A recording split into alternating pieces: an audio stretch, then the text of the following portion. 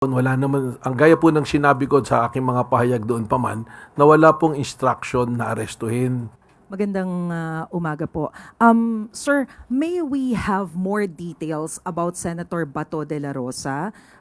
Meron na po ba kayong nakuhang impormasyon na totoong nakalabas na siya ng Senate premises? Sino po yung kasama niya na nakalabas? Paano po siya nakaalis at nasaan po siya ngayon? Sino po ba?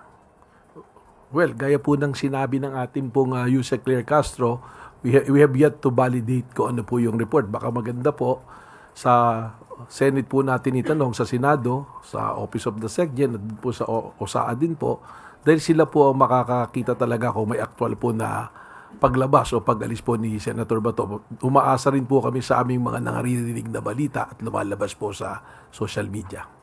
But may we know kung ano po yung directives ni President Marcos when it comes to arresting Senator Bato? If you're referring po dun sa kahapon, wala naman, ang gaya po ng sinabi ko sa aking mga pahayag doon pa man, na wala pong instruction na arestuhin.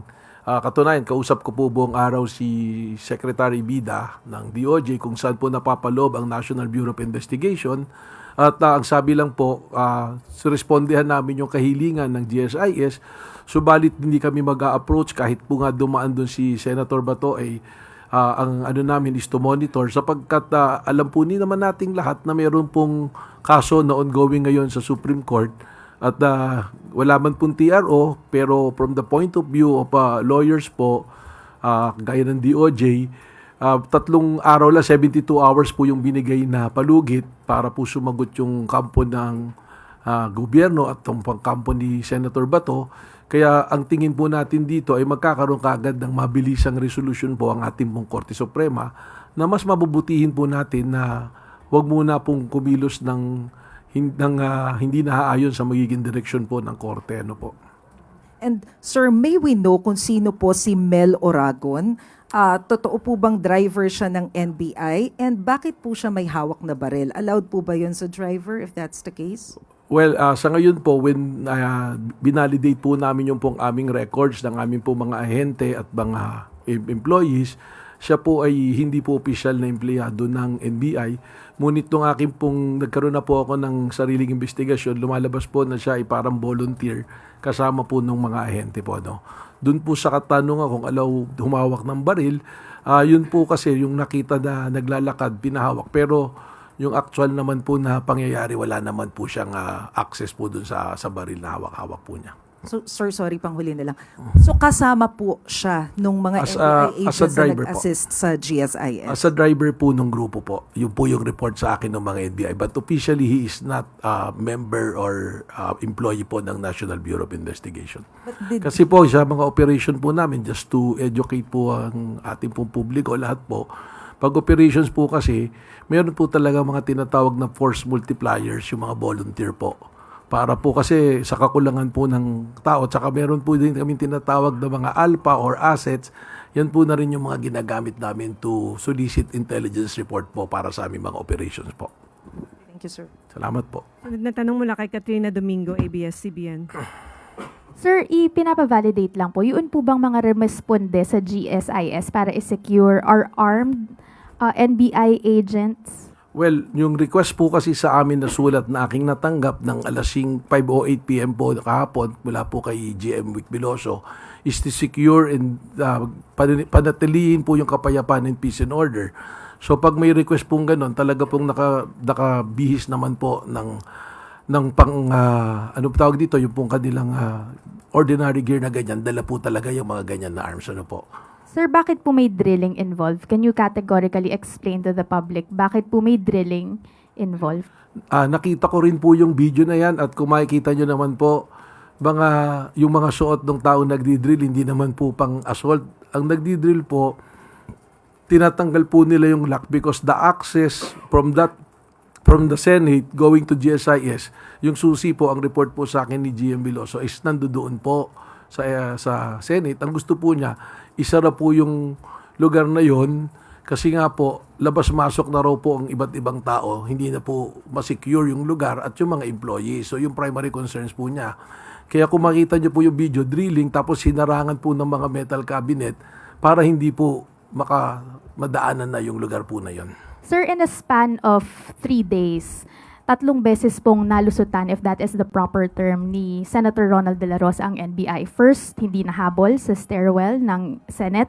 Pangalawa po, kahapon, supposedly, nagkagulo doon sa Senado and he was holed up in his office. At ngayon naman po, nakaalis sa Senate without the NBI knowing exactly kung nasan po yung senador. To what do you attribute these lapses Okay. or these discrepancies? Hindi naman po siguro lapses. Ano po, there's our operational requirement po. Number one, yun doon po sa Senado nung hindi po siya naaresto. Naikwento ko na po yan eh. Kaya ka po ako humihiling ng buong kopya ng CCTV mula nung dumating siya sa parking kung kanino siya nakasakay na sasakyan hanggang sa pumasok. Dahil ang nakita na lang po nating video, yung takbuhan na lang yung habulan. Hindi po naipakita ron na magsiserve na ng warrant, kakausapin na po si Senator Bato, tinakel niya po yung babaeng ahente. Kaya po nagkaroon ng takbuhan. At nung nagdeklara po ang Senado na protective custody nila si Senator Bato, minabuti po namin na irespeto yung sinabi na yun ng Senado sapagkat ang respeto po natin sa co-equal branch po na executive ay nandoon. Yung pong mga issue ng legal na wala namang ganong basihan, hindi na po natin po napag-uusapan. Kaya naman, nung dumating na po sa korte, na-validate naman din po yung naging desisyon ng NBI na wag pong arestuhin si Senator Bato. Ito naman pong pangalawa, ganoon na rin po yun, karugtong na mayroon pong pending na kaso sa Supreme Court and the strict instruction is wag pong arestuhin. And at the same time, ang gusto po ng ating pong pamahalaan, i-maintain na yung peace and order, mataas na po masyado yung po bang pagtatalo-talo, pag-aaway-away ng iba't ibang grupo. Ito naman po, hindi pa naman po validated kung talagang nakalis na po siya sa Senado at kung saan po nagpunta. Ma'am, sorry, last on my end for this round. Based on the premise or the timeline na nilatag po kanina ni Undersecretary Claire Castro, how convinced is the Executive Department doon sa mga swirling rumors na the chaos in the Senate yesterday was staged, allegedly? Well, that is a part of an ongoing investigation. Ipinasok naman po lahat yan. Sa ngayon po, magkatulong po ang NBI at ang PNP. Re-reviewin po natin yung mga footages kung may mga CCTV at we will use po yung atin po mga forensic capabilities para malaman po natin kung ano po talaga yung nangyari. Ano po. Sunod na tanong mula kay Ivan Mayrina, GMA I address the question to the Chief PNP and the NBI Director. Sir, may we get a categorical answer related to sa tanong ni Katrina? Would you say that the incident at the Senate last night was staged for whatever reason? Kaya po nung sinabi ko, Sir Ivan, yan po ay bahagi pa ng ating ongoing investigation. Ang mapari lang po naming mailahad sa inyo, yung pong inilahad din ni Yuse Claire Castro na factual kung paano po nangyari. We'd rather not draw conclusion po sa isang ongoing investigation, but rest assured po that we have final result of the investigation ay papaalam po natin to sa publiko.